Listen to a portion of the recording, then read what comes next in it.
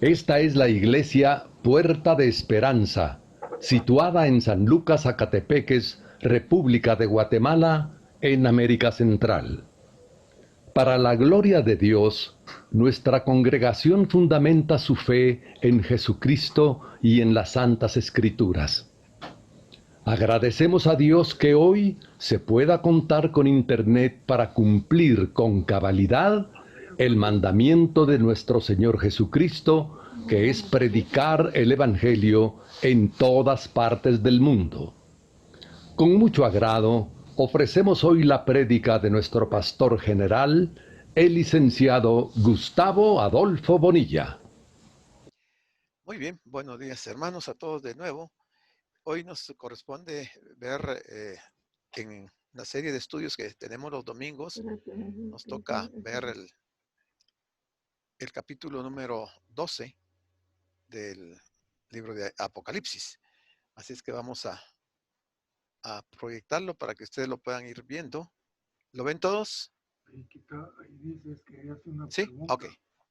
Entonces, Apocalipsis capítulo 12. Hermano Jorgito, si fuera tan amable de poner en silencio su micrófono. No, espérate. Hermano Jorgito, hermana Amandita, si pueden poner en silencio su micrófono, que los estamos oyendo. La otra sí uno no pone.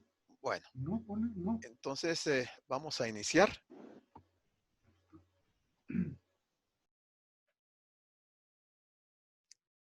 Y decíamos que el capítulo 12 de Apocalipsis trata sobre la mujer y el dragón. En este capítulo vamos a tener muchas figuras y es importante ir entendiendo esas figuras, cuáles son, se están dando en un lenguaje figurado y cuándo se está hablando en términos reales. Entonces, al hablar del dragón y la mujer, nosotros podríamos imaginar algo similar a esto, un dragón y una mujer. Y vamos a ver qué representa escatológicamente estas dos figuras en este capítulo 12 de Apocalipsis. Dice, como es característico en el Apocalipsis, el contenido del capítulo 12 está expresado en lenguaje figurado. Las figuras de dicción, o sea, de enseñanza, sin embargo, no dan licencia para que el intérprete aplique una hermenéutica alegórica. Entonces ahí explico qué es hermenéutica. Hermenéutica es la técnica o método de interpretación de textos, que se conoce también como exégesis. Y alegoría es una representación en la que las cosas tienen un significado simbólico. Entonces dice aquí que las figuras de dicción, sin embargo, no dan licencia para que el intérprete aplique una hermenéutica alegórica o espiritualizante. Eso es de tratar de espiritualizar la palabra de Dios a la hora de descubrir el significado de las figuras usadas para comunicar el mensaje. Yo sí les voy a pedir que en este capítulo pongamos toda nuestra atención en lo que vamos a ir diciendo, porque hay mucha información y este capítulo 12 es un capítulo muy básico, muy importante para comprender mucho del Apocalipsis. Te dice, los capítulos 12 al 14 del Apocalipsis constituyen el centro o nudo del gran drama que conduce a la manifestación del reino de Dios en la tierra. Entonces las preguntas serían, ¿quién es el dragón y quién es la mujer? En el caso del dragón, aquí en este capítulo, Juan lo describe y dice que es la primer señal. ¿Y quién es la mujer? La mujer es la segunda señal. Y vamos a ver por qué habla de señal. Porque cuando está hablando de señales, debemos de prestar atención, porque el Señor deja señales, muchas señales para la comprensión de muchos aspectos proféticos que Él deja establecido en su palabra. Entonces estamos hablando de señales tenemos que ir a ver ese concepto. Satanás es el dragón. Israel es la mujer. Aquí ya tenemos la interpretación de estas dos figuras de Satanás, del dragón y la mujer. El dragón es Satanás y la mujer es Israel. Y vamos a ver por qué. Recordemos que en el capítulo 11 vimos que se habían matado a los dos testigos y los tuvieron en la plaza, y después de 3 años y medio, ellos resucitan y van al cielo. Y la gente se está dando cuenta de este acontecimiento. En ese preciso momento ocurre un terremoto. En ese terremoto mueren 7,000 personas. Pero a continuación se toca la séptima trompeta, que es el final de los juicios de las trompetas. Entonces, ¿qué vamos a ver de aquí en adelante? Primero, vamos a asistir al conflicto final entre Israel y Satanás, después de que éste haya sido arrojado del cielo. Y segundo, como último acto de esta tremenda representación del fin, asistiremos a la puesta en escena de 7 personajes. Oiga, 7 personajes. O sea, 7 protagonistas que van a desempeñar un papel dominante en la gran tribulación. 7 protagonistas que van a desempeñar un papel dominante en la gran tribulación. Entonces, podíamos preguntarnos, ¿quiénes son esos 7 protagonistas?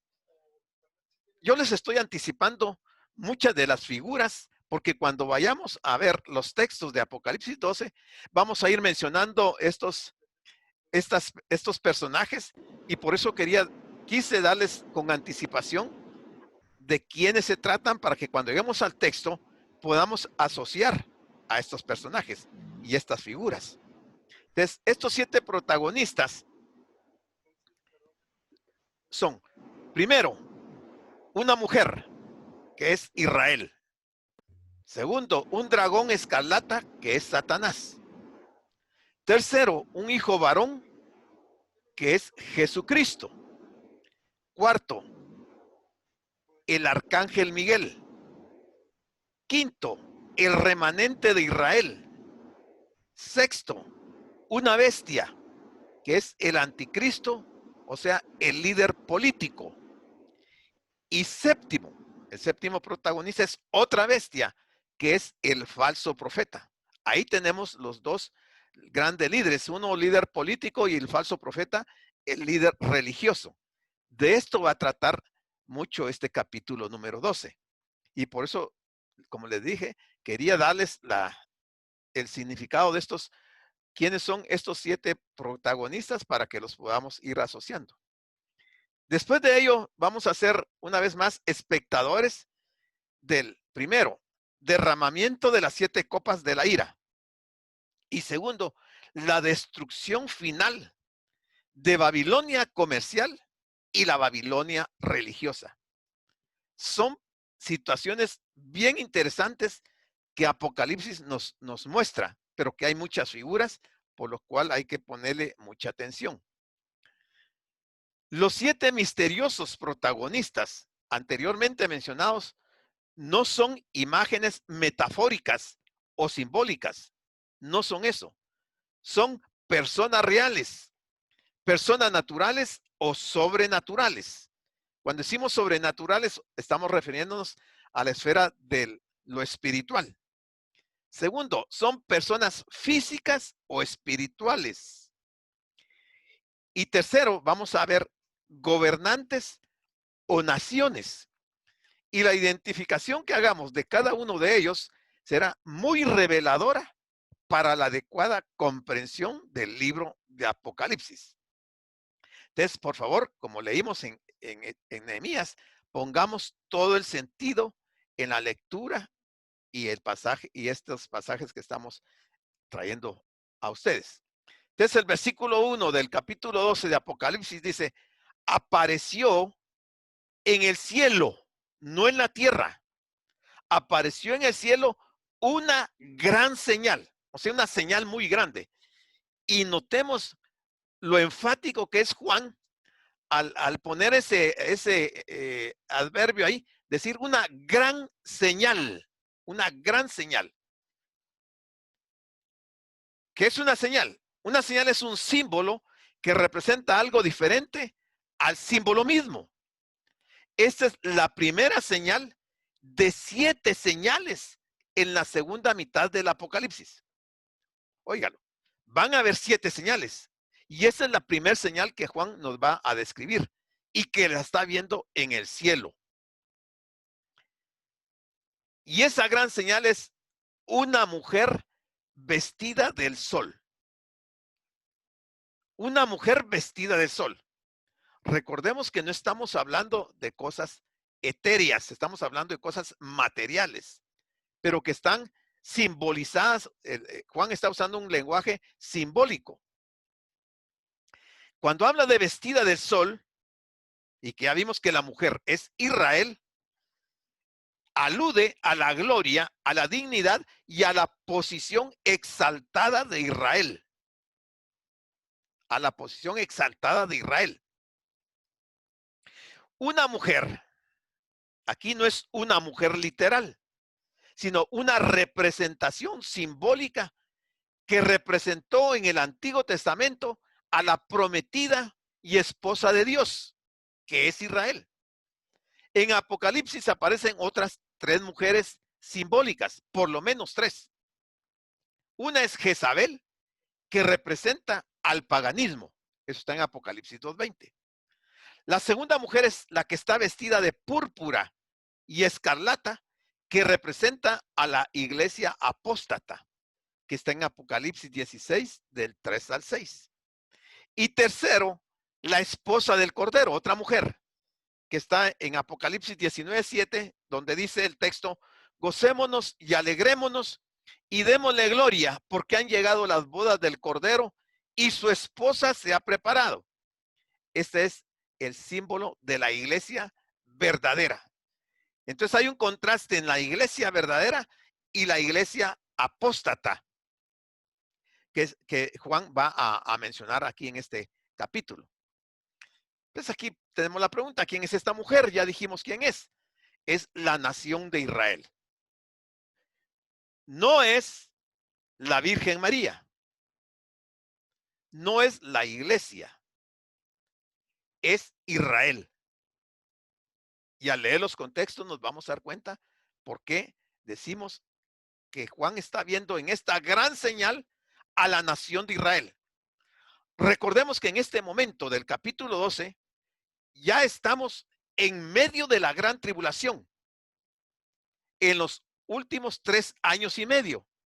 Y Juan está describiendo los sucesos que van a ocurrir en esa segunda mitad de la semana 70 de Daniel. Y esta mujer, dice, que estaba vestida de sol, tiene, dice, una luna debajo de sus pies. Mira el lenguaje tan especial que usa Juan. Y a Juan le está viniendo a la memoria, o le están poniendo en la memoria, pasajes del Antiguo Testamento para hacer esta relación. La luna debajo de sus pies es una posible descripción de la relación de pacto. La relación de pacto que Dios ha mantenido con Israel, ya que las nuevas lunas se asociaban con la adoración. Y sobre la cabeza de esta mujer, que es Israel, una corona de 12 estrellas. Yo creo que en este momento ustedes ya están identificando el pasaje bíblico del Antiguo Testamento al que está haciendo referencia Juan aquí. Las 12 estrellas representan las 12 tribus de Israel. No es la Virgen María, es Israel. El sol, la luna y las estrellas en la Biblia siempre han estado íntimamente ligadas al pueblo de Israel, siempre. Por ejemplo, En Génesis 37, versículos 9 y 10. José detalla esto, dice, soñó aún otro sueño y lo contó a sus hermanos diciendo, he aquí que he soñado otro sueño, y he aquí que el sol y la luna y 11 estrellas se inclinaban a mí. Y lo contó a su padre y a sus hermanos. Y su padre le reprendió y le dijo, ¿qué sueño es este que soñaste? ¿Acaso vendremos yo y tu madre y tus hermanos a postrarnos en tierra ante ti? Ese es el pasaje al cual Juan se está refiriendo. El mismo Jacob no entendió el sueño de José, porque este fue un sueño de José. No nos encontramos ante una mujer en sentido literal, sino de una alusión simbólica al pueblo de Israel. Versículo 2 del capítulo 12 dice, esa mujer, estando encinta, clamaba con dolores de parto en la angustia del alumbramiento. ¿A qué se está refiriendo este alumbramiento? Se está refiriendo a la primer venida de Cristo, porque luego va a contrastar la segunda venida de Cristo. En la angustia del alumbramiento del profeta Isaías expresa el sentido de dicha frase cuando dice, como la mujer encinta cuando se acerca el alumbramiento, gime y da gritos en sus dolores. Eso está en Isaías 26, 17. Israel, representado con frecuencia como una madre a punto de dar a luz, había agonizado y había padecido durante muchos siglos mientras anhelaba la llegada del Mesías para destruir a Satanás. El pecado y la muerte, así como inaugurar su reino eterno. Apocalipsis 12:2 describe el nacimiento del Mesías a través de la comunidad fiel de la nación de Israel.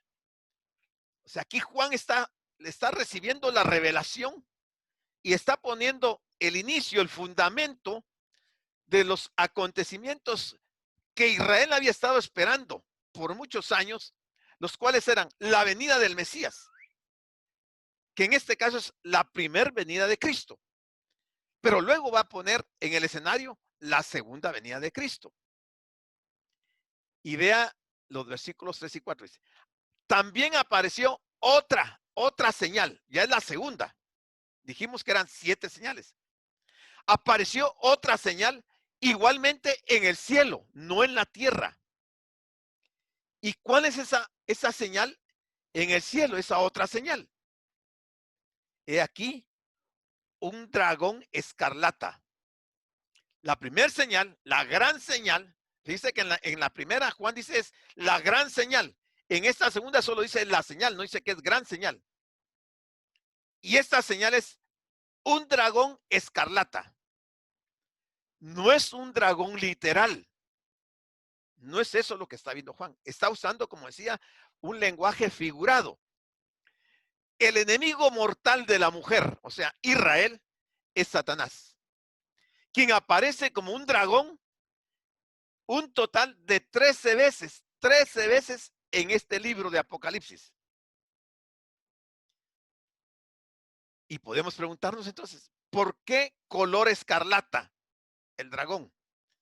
Hace un momento el capitán nos hablaba del capítulo 19 de Apocalipsis y hablaba que el Señor traía unas vestiduras que estaban manchadas de sangre. ¿Por qué estaban manchadas de sangre? Porque él había estado pisando en el lagar las uvas. Y eso salpicó sus vestiduras y las convirtieron en unas vestiduras rojas, porque estaban salpicadas de sangre de todos aquellos que han odiado al Señor. Y que en este capítulo, en este libro de Apocalipsis, en el final se ve el juicio que Dios hace sobre el mundo entero. Entonces, ¿por qué es color escarlata el color del gran dragón? Escarlata es el rojo fuego. Es color de sangre. Satanás siempre ha sido homicida desde el principio. Representa la sangre de todos los santos de Dios que Satanás ha matado. ¿A quién representa el dragón? Ya lo dijimos, a Satanás. Satanás, este dragón, tenía 7 cabezas. Pero dijimos que no es un dragón literal, con 7 cabezas. La figura tiene que ver con un aspecto bien importante que se ha dado a través de los años en relación con Israel. Un ángel interpreta para Juan el significado de las 7 cabezas y los 10 cuernos. Aquí empiezan más figuras y si no le vamos el hilo nos vamos a perder. Diciendo, las 7 cabezas son 7 colinas sobre las que está sentada la mujer, no Israel, sino que la mujer que monta sobre la bestia, que es otra mujer. Y vamos a ver, y ya vimos, que es la iglesia apóstata. Y son 7 reyes. En Apocalipsis 17, del 9 al 10, dice, estas cabezas dan liderazgo en sus reinos, o quiere decir, dan liderazgo en sus reinos respectivos. Es decir, el número 7, que son las 7 cabezas que estamos viendo ahí arriba. El número 7 significa control completo. Como explica Juan en el capítulo siguiente, y ahí podríamos ir a ver Apocalipsis 13 del 1 al 9. Pero vamos a ver aquí esta parte de Apocalipsis 17, 9. Dice, esto para la mente que tenga sabiduría, la mente que tenga sabiduría, las 7 cabezas son 7 montes sobre los cuales se sienta la mujer. Apocalipsis 17, 10. Y esas 7 cabezas son 7 reyes. Y no se le vaya a olvidar este pasaje. 7 reyes, 5 de ellos han caído. Y vamos a ver esos reyes. Y 5 han caído. O sea, en el momento que Juan está viendo esta figura, el Señor le está revelando a Juan, en este capítulo 12, que de esos 7 reyes, 5 de ellos han caído.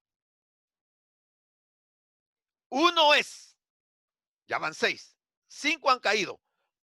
Uno es, pero cuando venga, es necesario, bueno, y el otro aún no ha venido para hacer los 7. 5 ya han caído. Uno es en ese momento que Juan está recibiendo la revelación.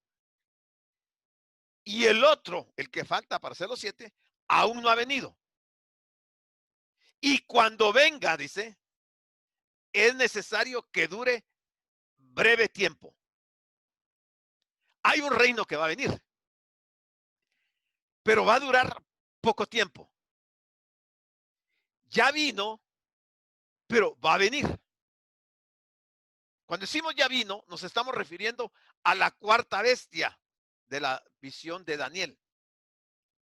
¿Se recuerdan que los 4 imperios que a Daniel se le revelaron, fueron el imperio babilónico, el medo-persa, el griego y el romano?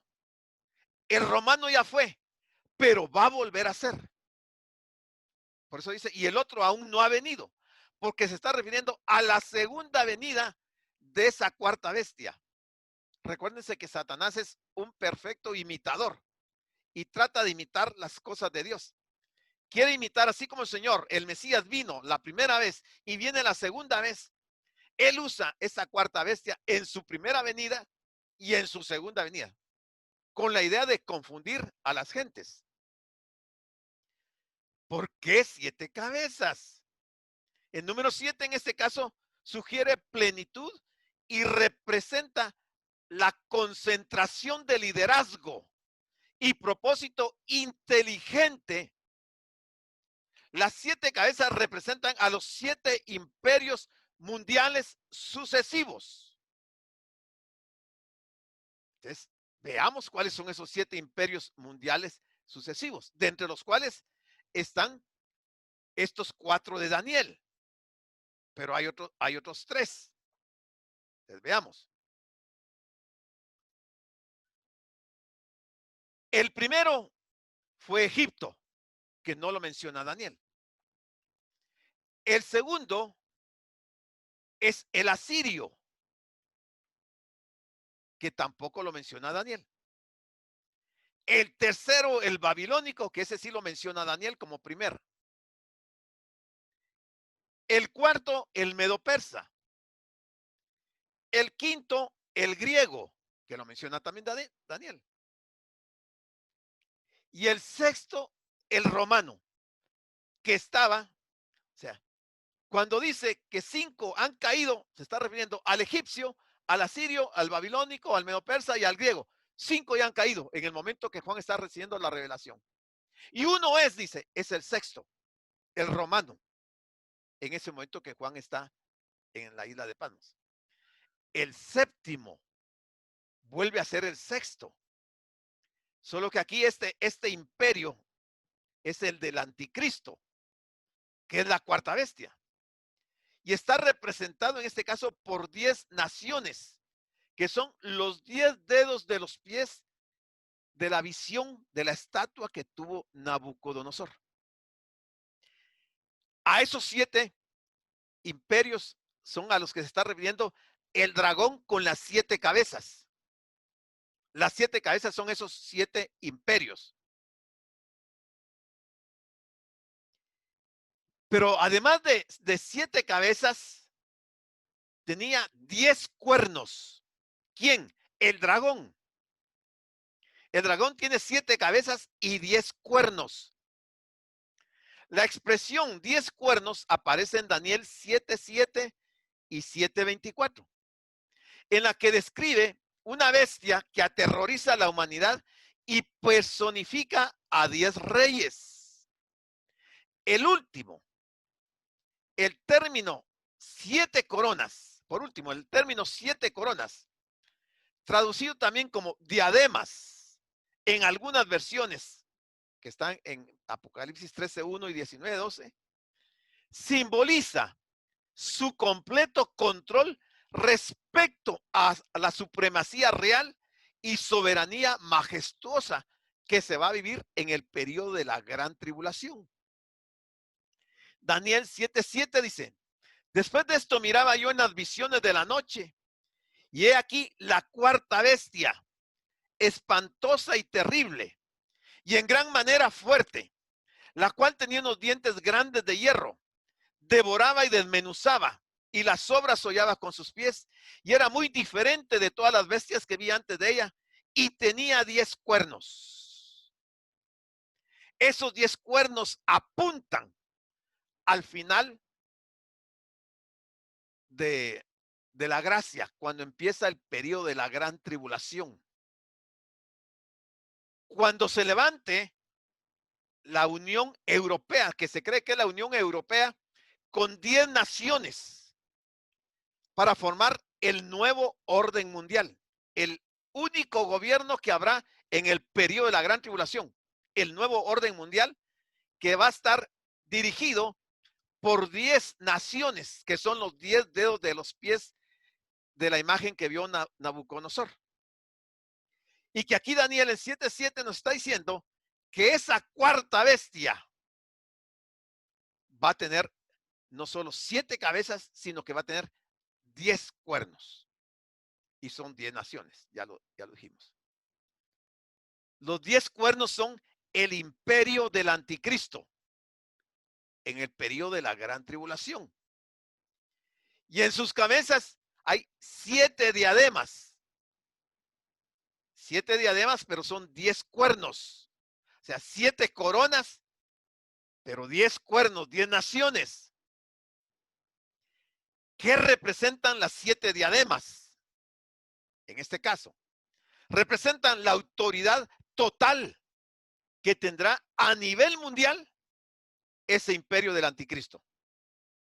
Una autoridad total. No habrá ningún otro gobierno en ninguna parte del mundo excepto ese imperio del anticristo. Las características del dragón, o sea, Satanás, son fundamentalmente las que aparecen en la bestia. El anticristo. La bestia es el anticristo. El anticristo es diferente al dragón. El dragón es Satanás. Y el dragón le da su autoridad a la bestia. Pero acá hay una excepción en esto del dragón y la bestia. El primero, las diademas están en la cabeza del dragón. Pero en el punto 2 dice que la bestia tiene diademas en los cuernos. ¿Ven la diferencia? El dragón tiene las diademas, las coronas en la cabeza, pero la bestia las tiene en los cuernos. Porque uno podría pensar, ¿cómo 7 diademas y 10 cuernos? No alcanza uno por cada cuerno. Pero se está refiriendo a 2 asuntos totalmente diferentes. Las 7 cabezas son los 7 imperios. Y los 7 imperios que ya se han dado, y excepto uno que falta. Y los 10 cuernos son el imperio del anticristo en el periodo de la gran tribulación. Las 10 naciones que conformarán el imperio mundial. Entonces dice en el 1, las diademas están en la cabeza del dragón que gobierna en virtud de que es la cabeza del reino de las tinieblas. Mientras que la bestia tiene las diademas en los cuernos porque gobierna en virtud de la autoridad que le ha sido delegada como expresión de la voluntad del dragón, de Satanás.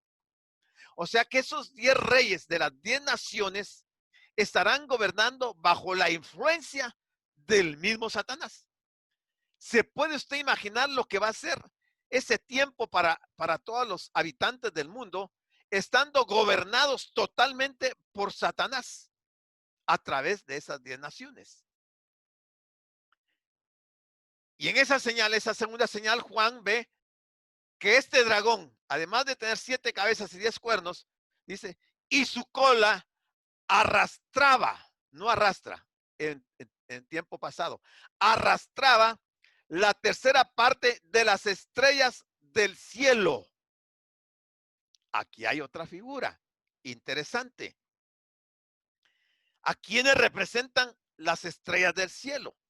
Bueno, ni más ni menos que a los ángeles caídos del cielo, arrastrados por la rebelión de Satanás.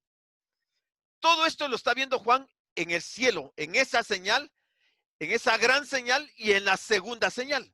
Él lo está viendo y lo está narrando, lo está diciendo para que entendamos qué va a ocurrir en el periodo de la gran tribulación. Y dice que ese dragón con la cola arrastró a las estrellas y las arrojó sobre la tierra. Es el dragón quien las arroja. Observamos que el objeto de Satanás es la tierra. Su objetivo ha sido la tierra. Yo me preguntaba, ¿por qué no el objetivo de Satanás fue Marte, Plutón, Mercurio, alguno de esos planetas? ¿Por qué la tierra? ¿No se ha preguntado usted por qué Satanás tiene interés en la tierra? Vamos a descubrirlo. Porque el reino glorioso del Mesías tendrá lugar en la tierra. Entonces él quiere destruir el reino de Dios. Él ha pretendido siempre destruir al Mesías. Y él creyó erróneamente que cuando lo llevó a la cruz, él pensó que se había deshecho del Mesías. Nunca consideró que la venida del Mesías estaba pactada en 2 visitas. La primera, que es la que él ya vino hace 2000 años, y la segunda, que es la que está por ocurrir, la que va a venir. ¿Quién arrojó a estas estrellas sobre la tierra? Ya lo dijimos, el mismo Satanás. este versículo no describe la caída original de Satanás, porque eso fue hace millones de años. El mundo ni existía. La caída original de Satanás y sus demonios cuando Dios los expulsó del tercer cielo al segundo cielo, o sea, el firmamento. El texto se está refiriendo más bien tanto a las actividades demoníacas acaecidas durante la primera venida de Cristo. Eso se está refiriendo aquí Juan en este capítulo 12, en estos versículos. Como las que tendrán lugar en los tiempos escatológicos que precederán a la segunda venida del Señor. O sea, antes de la segunda venida del Señor. Particularmente durante los años de la gran tribulación. Pregunto, ¿se está entendiendo hasta ahorita lo que vamos explicando o voy muy rápido? ¿Se está entendiendo? Yo quiero que todos vayan comprendiendo. A mí no me interesa solo hacer una narración de esto y cumplir con el propósito de dar la enseñanza de Apocalipsis. Yo quiero que vayamos entendiendo. Ese es mi interés. ¿Sí se está entendiendo? Sí, el doctor dice que sí. Solo el doctor está entendiendo. Sí, hermano, estamos entendiendo. Ok, de acuerdo, eso quería oír.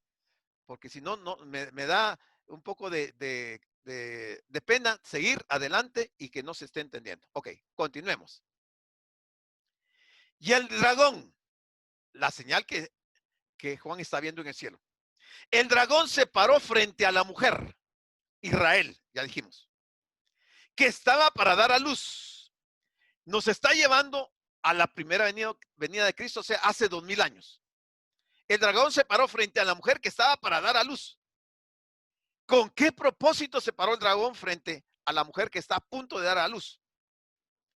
A fin de devorar a su hijo tan pronto como naciese.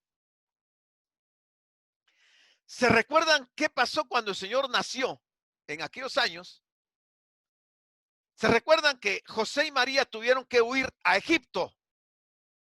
Porque Herodes había decretado que todos los niños menores de 2 años fueran muertos. O sea, Herodes está siendo usado en ese momento por Satanás para cumplir ese propósito de devorar al hijo tan pronto naciese. Y aunque Herodes mató cientos de niños, Dios le había advertido a José y a María que agarraran al niño y que se fueran para Egipto. Y de esa manera sobrenatural, Dios preservó la vida del Mesías. Porque Satanás no iba a poder prevalecer sobre los propósitos de Dios, ni nunca va a poder prevalecer. Pero él hace el intento. Entonces dice, a fin de devorar a su hijo tan pronto como naciese. El Mesías es el verdadero objeto de la furia satánica. Ese es uno de los principales objetivos de Satanás. Destruir, matar al Mesías y que no se cumpla el propósito de Dios de establecer su reino eterno. El diablo sabe que el Cristo de Dios ha sido designado para derrotarlo y ya lo derrotó en la cruz.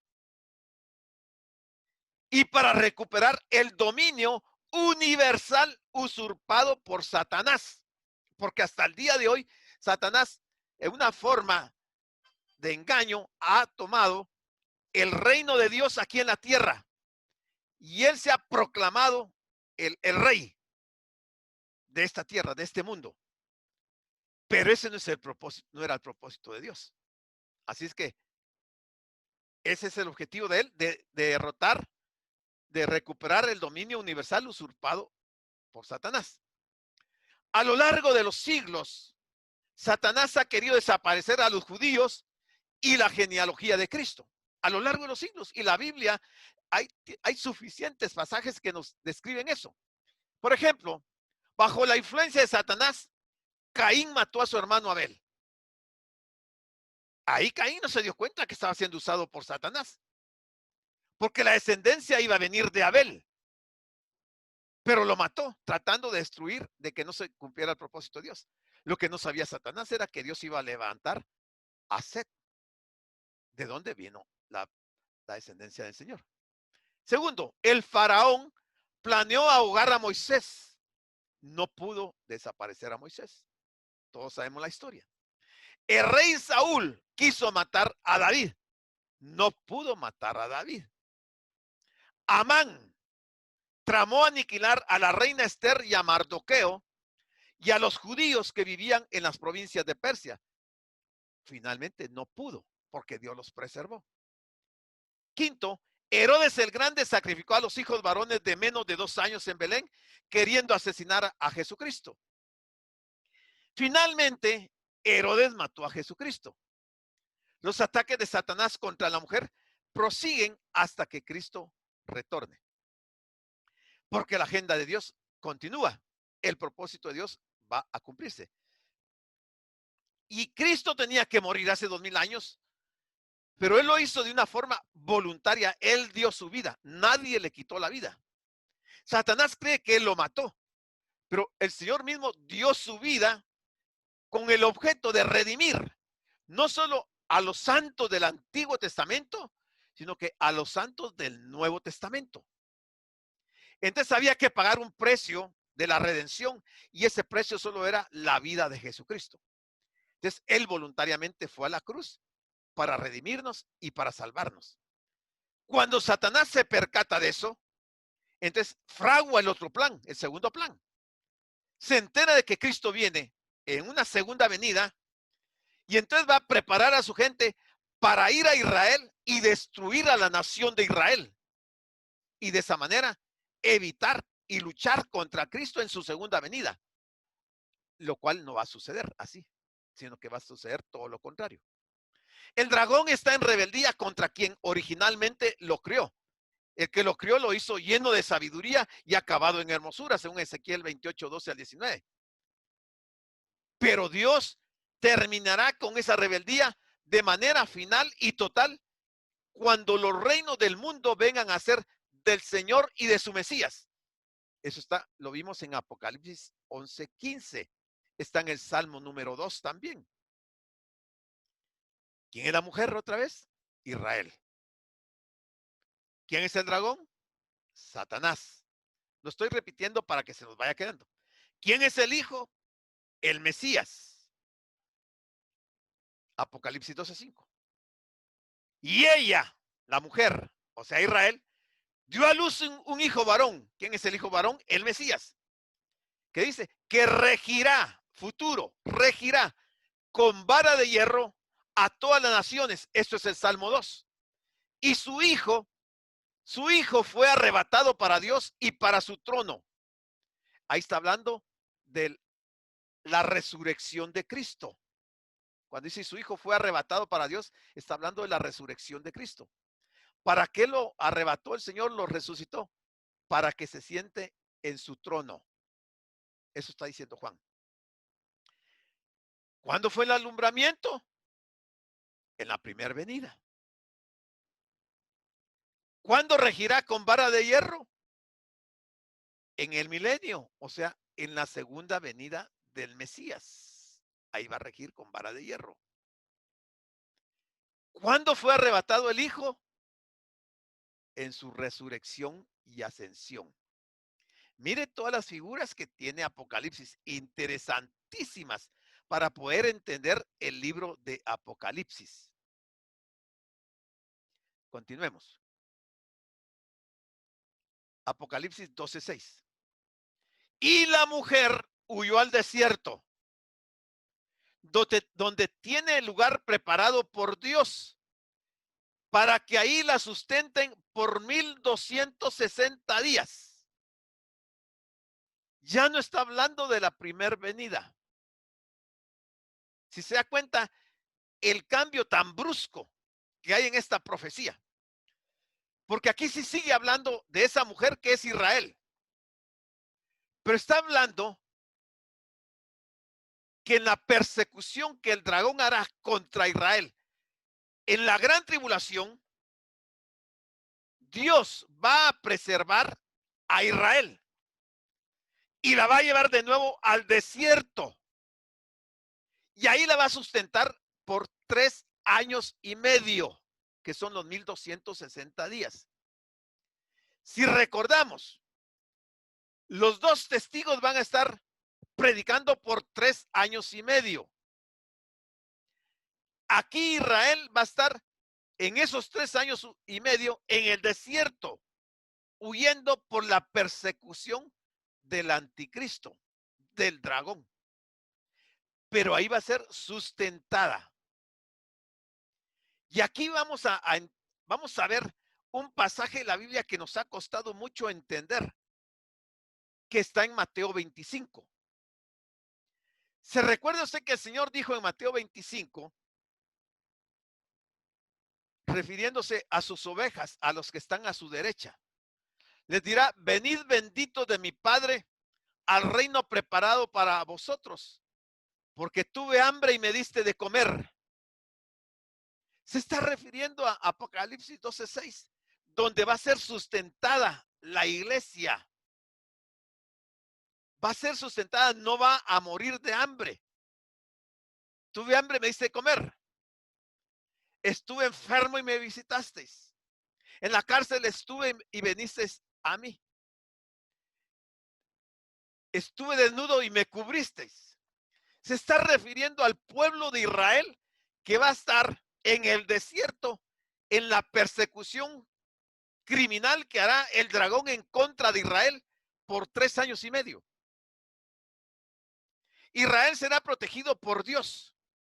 Se asegura que Israel irá a refugiarse a una ciudad enclavada en la peña. Eso es un comentario. Creen que Israel va a estar en Petra. ¿Se recuerdan que vimos en los estudios de Petra, aquella ciudad que está entre las rocas, bien altas, como a 1800 metros creo de altura, donde estaba Edom? ¿Se recuerdan que lo vimos? Y que era un punto muy estratégico. Entonces, algunos autores creen que Israel se va a ir a Petra, que es Jordania. O sea, ese lugar de Petra está en Jordania, una nación que está alrededor de Israel. Entonces, algunos creen que ahí va a huir. La imagen del desierto evoca el relato de la permanencia de 40 años de Israel en la península del Sinaí. Eso está en Deuteronomio 8, del 2 al 4. El desierto es un lugar donde Dios forma a su pueblo espiritualmente y lo prepara para su servicio en el desierto. Entonces, cuando estemos pasando por un desierto, no nos preocupemos, porque Dios nos está preparando para algo mucho más grande. Claro que no es delicioso estar en el desierto, no es agradable, pero ahí Dios forma a su pueblo espiritualmente y lo prepara para su servicio. Segundo, la huida de Elías a ese mismo desierto. Ahí Dios sustentó a Elías en el desierto. Es en el desierto cuando se ve la mano poderosa de Dios. Es en el desierto donde no hay nada, cuando vemos la provisión que Dios da a sus hijos. Tercero, la estadía de Juan el Bautista en el desierto de Judea.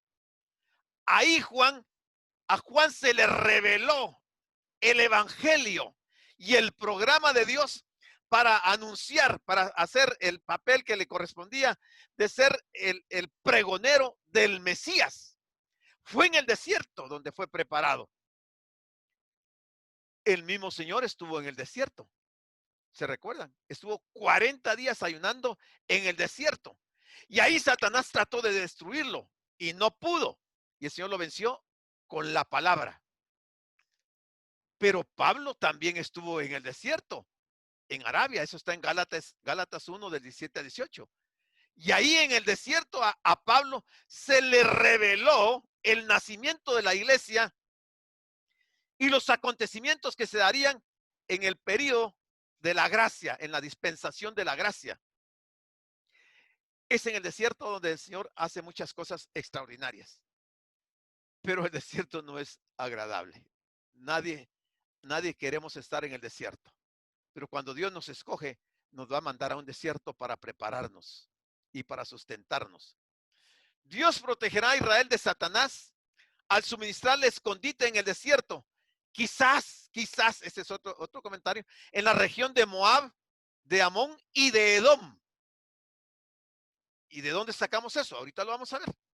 es interesante que esos son los territorios que serán librados de manera específica del ataque del anticristo en contra de la tierra santa. Eso está en Daniel 11:41. Dice Daniel 11:41, entrará a la tierra gloriosa es Israel, y muchas provincias caerán, mas estas escaparán de su mano, Edom, Moab y la mayoría de los hijos de Amón, lo que dice arriba. Esas regiones van a escapar. Entonces, otro comentarista dice que Israel, cuando huya al desierto, va a estar en estas regiones de Edom, de Moab y de Amón, por este texto de Daniel 11:41. ¿Cuándo huirá Israel al desierto? Bueno, será en la última mitad de la semana 70 de la gran tribulación. O sea, los 3 años y medio finales de la gran tribulación.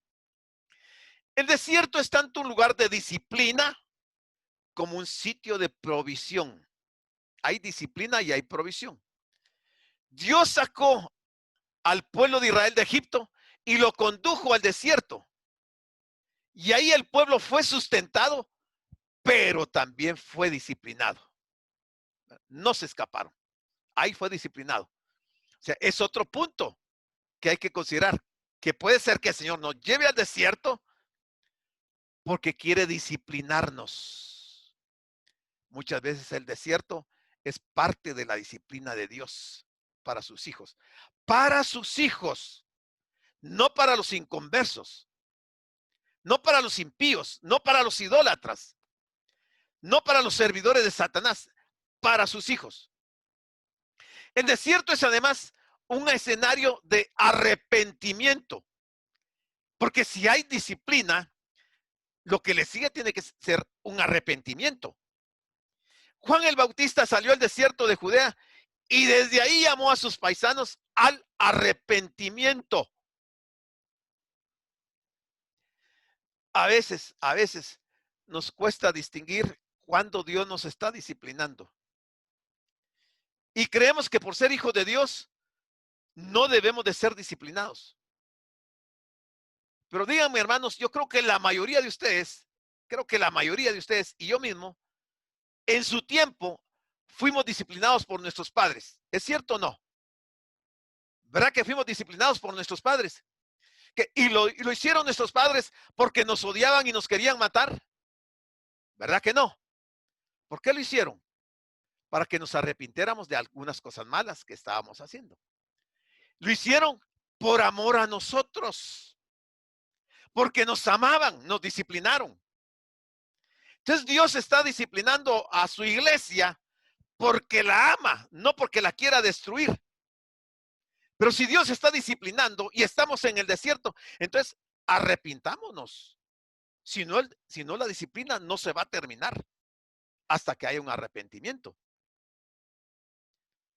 No es de dudarse que ese es el grupo al que Cristo se refiere cuando dice, y ya lo dijimos, porque tuve hambre y me diste de comer. Tuve sed y me diste de beber. Fui forastero y me recogisteis. Y me recogisteis. Puede ser Petra, puede ser Amón o Moab. Estuve desnudo y me cubristeis, enfermo y me visitasteis, en la cárcel y vinisteis a mí. Ese pasaje de Mateo 25 se está refiriendo a Israel en el periodo de la gran tribulación, cuando huya al desierto. Y nosotros queremos aplicar Mateo 25 para el periodo, para la dispensación de la gracia. Algo tiene que ver, pero específicamente o fundamentalmente es para Israel en el periodo de la gran tribulación. Puesto que ese periodo de 3 años y medio corresponde con el ministerio de los 2 testigos en Jerusalén, que van a estar predicando, profetizando 3 años y medio, y con la duración de la supremacía del anticristo en la ciudad santa, es decir, es el tiempo equivalente a la segunda venida, a la segunda mitad de la semana 70 de Daniel. Corresponde a la segunda mitad de la semana 70 de Daniel. El versículo 7 del capítulo 12 dice, después de esto, de lo que acabamos de ver del 1 al 6, después de esto, ¿qué pasó después de esto? ¿Qué va a pasar después de esto? Hubo, dice, una gran batalla en el cielo, no en la tierra. Una gran batalla en el cielo. Previo a que se dé la gran batalla en la tierra, la del Armagedón, habrá una gran batalla en el cielo. Desde la caída de Satanás, el universo ha tenido un estado de guerra permanente. Pero algo va a intensificar esa guerra. Quizás el paso de los santos arrebatados por el dominio del príncipe de la potestad del aire, según dice Efesios 2:2. Dice, en los cuales anduvisteis en otro tiempo, siguiendo la corriente de este mundo, conforme al príncipe de la potestad del aire, el espíritu que ahora opera en los hijos de desobediencia. En los hijos de desobediencia, óigame bien, hijos de desobediencia, ahí opera ese espíritu de la potestad del aire. El texto describe una verdadera guerra cósmica y los participantes son seres angelicales. Aquí no hay participantes seres humanos. Todos son seres angelicales, porque sigue diciendo este texto de Apocalipsis 12:7. Dice, Miguel, el arcángel Miguel, y sus ángeles luchaban, no dice contra el hombre, luchaban contra el dragón. Miguel y sus ángeles. Pero también dice, y luchaban el dragón y sus ángeles. O sea, dos fuerzas en las potestades del cielo, en el ambiente espiritual. Se estaba librando, se va a librar una gran guerra como nunca jamás la ha habido. ¿Y cuál es la razón de esa guerra? Porque tiene que haber alguna razón para que haya una guerra de esa magnitud. Apocalipsis 12:8 dice, pero no prevalecieron, el dragón y sus ángeles no prevalecieron, ni se halló ya lugar para ellos en el cielo. Quiere decir que al día de hoy, el dragón y sus ángeles tienen acceso al cielo. Pero en la segunda mitad de la gran tribulación, ya no se va a hallar ningún lugar para ellos en el cielo, porque de ahí los va a echar Dios. Ahí será la caída final de Satanás. Y fue lanzado, dice, fuera. Quien lo lanza es Dios, y fue lanzado fuera, Dios por medio del arcángel Miguel. Fue lanzado fuera el gran dragón, la serpiente antigua, que se llama Diablo y Satanás. Es el mismo personaje. ¿Para qué fue lanzado a la tierra? ¿Por qué no lo mandaron a Marte, a Júpiter, a Plutón? ¿Por qué lo mandaron a la tierra? ¿No le parece a usted raro que por qué a la tierra lo mandaron? ¿No será porque solo en la tierra hay vida? Porque si hubiera vida en otros planetas, ¿no hubiera sido bueno que Dios hubiera mandado a Satanás y a sus ángeles a otro planeta y no a la tierra, si aquí estamos sus hijos o parte de sus hijos? El cual engaña al mundo entero, dice. Por eso fue lanzado a la tierra. Fue arrojado a la tierra, no fue arrojado a otro lugar. Lo que le espera a la tierra en ese momento. Satanás derrotado por segunda vez, digámoslo así. Él y sus ángeles ya no tendrán acceso al cielo. Van a estar en la tierra. ¿Cómo va a ser la furia de Satanás y sus ángeles en contra de los seres humanos en el periodo de la gran tribulación? Específicamente en la segunda mitad de la semana número 70. Sus ángeles fueron arrojados con él. Esta es la primera gran demostración de poder ejecutada contra el mal después de la muerte y resurrección de Cristo. La expulsión o el lanzamiento de Satanás fuera del cielo. Este es el comienzo de una serie. Este es el comienzo de una serie de acciones que llevarán al Señor Jesucristo a tomar el control del gobierno mundial y que comience su reinado eterno sobre toda la tierra. Va a ser un momento trascendental en la vida de los seres humanos. Cuando Cristo murió en la cruz, Él preparó el camino para que Satanás pudiera ser arrojado del cielo, fuera de la presencia del Padre. El apóstol Pablo escribió en Colosenses 2:14, anulando el acta de los decretos que había contra nosotros, que nos era contraria, quitándola de en medio y clavándola en la cruz. Versículo 15. Y despojando a los principados y a las potestades, los exhibió públicamente, triunfando sobre ellos en la cruz. O sea, Satanás está derrotado, pero no lo quiere aceptar. Él sigue queriendo dar guerra. Cuando Cristo ascendió al cielo, Él llevó a una gran multitud de almas consigo. Él llevó a la presencia de Dios a los santos cautivos en la cautividad, que estaban en el Hades, que menciona el Antiguo Testamento. Cuando Él resucitó, Él agarró todas esas almas que estaban en el Hades y se las llevó al cielo.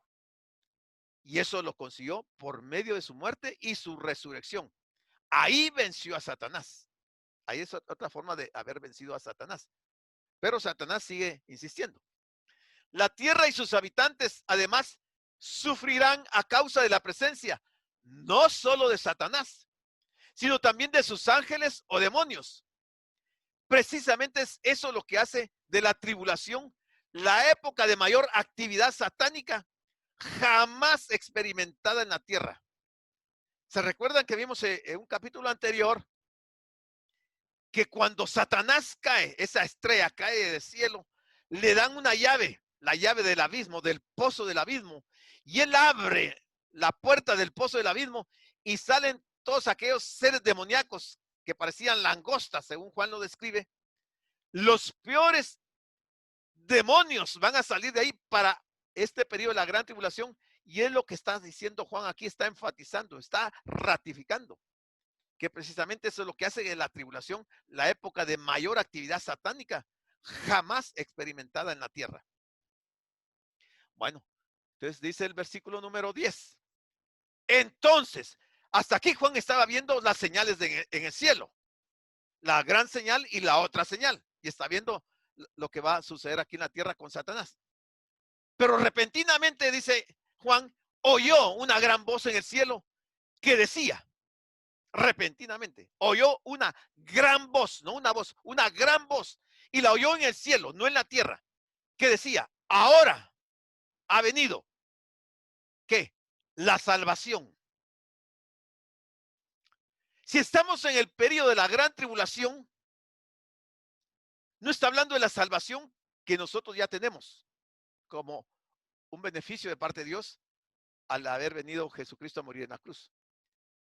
Pero en ese momento, en medio de la gran tribulación, a la mitad del tiempo, Juan oye esa voz en el cielo que dice, ha venido la salvación. Ya vamos a ver a qué se refiere. Satanás es el gran esclavizador. Su derrota y su exclusión de todo acceso en el cielo significan liberación de su potestad. Y también significan victoria para quienes han puesto su confianza en el Mesías. Apocalipsis 7:10. Y dice, Apocalipsis 7:10, y clamaban a gran voz diciendo, la salvación pertenece a nuestro Dios que está sentado en el trono y al Cordero. ¿Quiénes están hablando en Apocalipsis 7:10? ¿Quiénes están pidiéndole al Señor que vengue su sangre? Los que han puesto su confianza en el Mesías. Los que están muriendo en medio de la gran tribulación. Para ellos va a haber salvación. Y es lo que está diciendo aquí Juan en este capítulo 12 y versículo 12. Creo que vimos ahí de Apocalipsis. Que oyó una gran voz que decía, ahora ha venido la salvación. Y no solo la salvación, sino que el poder. Y tercero, el reino de nuestro Dios. O sea, está arribando en esos precisos momentos el Cristo glorioso en su segunda venida. Va a venir a establecer su reino aquí, previo que ha salvado al remanente de la gran tribulación. Remanente judío y remanente gentil. Por eso habla de salvación. porque van a ser salvos muchas personas en el periodo de la gran tribulación. Y van a ser salvos por el poder del Mesías. Y ellos van a participar, algunos de ellos, en el reino de nuestro Dios. Y cuarto, y por último, la autoridad de su Cristo. Porque si Él va a ser Rey de Reyes, la única autoridad que va a estar rigiendo en todo el mundo va a ser la de Cristo. Eso se va a ver en ese periodo. Es el derecho o la potestad que el Mesías tiene de ejercer el gobierno del reino mesiánico. O sea, el Mesías, o sea, Cristo, es el ungido de Jehová. Salmo 2:2. Él es el rey que ha de reinar sobre toda la tierra, desde Sión. Recuérdense que el monte de Sión es el monte donde estaba construido el templo de Salomón, esa montaña. Desde Sión, sobre toda la tierra, desde Sión y el santo monte de Jehová. Ahí estará establecido el reino del Mesías. Ya no va a estar la mezquita de Omar ahí. Ya no va a haber otro centro de adoración en Israel. El único será el templo donde el Señor pondrá su trono y va a reinar para siempre. Dice, ¿por qué va a haber salvación, poder y el reino de Dios y la autoridad de Jesucristo? Porque ha sido lanzado fuera el acusador de nuestros hermanos. Vea bien que en el 12:10 dice, oí una gran voz en el cielo. Y esa voz está diciendo, ¿por qué ha sido lanzado fuera el acusador de nuestros hermanos? Entonces, ¿la voz de quién es? Porque está hablando de nuestros hermanos. ¿Será la voz de alguno de los 24 ancianos? Porque los 24 ancianos sí vamos a ser hermanos con los que crean en el periodo de la gran tribulación. Pero Cristo es el Dios. Y aquí Juan está hablando de alguien. O puede ser la voz de alguno de los que han salido de la gran tribulación y que está viendo los acontecimientos, le están revelando los acontecimientos que se están dando no solo en el cielo, sino que en la tierra. Dice, porque ha sido lanzado fuera el acusador de nuestros hermanos, el que los acusaba delante de nuestro Dios. Entonces no es la voz de Cristo, porque el Señor es Dios. Él no podría decir nuestro Dios, tiene que ser alguien de menor jerarquía. Tiene que ser o alguien de la iglesia, o alguien de los santos del Antiguo Testamento, o alguien de los que están saliendo santos de la gran tribulación. Porque está hablando de nuestros hermanos, está hablando que dice que Satanás los acusaba delante de nuestro Dios día y noche. El desalojo de Satanás del cielo ocurre como resultado de la campaña bélica entre Miguel y sus ángeles y el dragón y sus ángeles. Ese desalojo se va a llevar a cabo por este grupo de ángeles. ¿Por qué ha venido la salvación? Porque por el poder, el reino de Dios y la autoridad de su Mesías ha lanzado fuera al acusador que los acusaba día y noche. Esta es una acción que va a realizar Miguel y sus ángeles. Este himno, porque es un himno que hay acá, anuncia la conquista triunfal de Dios y de Cristo e incluye a los santos que comparten esta victoria. Después se les dice a los cielos y a sus habitantes que se alegren. Y por último, se advierte a quienes están en la tierra y en el mar, los advierten contra la gran furia del diablo, cuyo tiempo es breve. Y aquí hay mucho en qué pensar. Resumiendo, podemos ver las 4 libertades celestiales que Cristo compró por medio de su sangre para el periodo de la gran tribulación: la salvación, el poder, el reino de nuestro Dios y la autoridad de su Cristo. Eso fue obtenido en la cruz de Cristo para los que van a estar en el periodo de la gran tribulación. Muy bien, hermanos, nos tocaría ver el versículo 11, pero ya no nos da tiempo, son las 12:05. Nos vamos a quedar acá. Me hubiera gustado terminar todo el capítulo porque este es un capítulo, como ustedes lo han notado ya, bastante complicado con muchas figuras y que hay que tener la mente bien atenta para ir siguiendo el hilo de la enseñanza. Y me temo que la otra semana ya para algunos se les haya olvidado lo que vimos el día de hoy.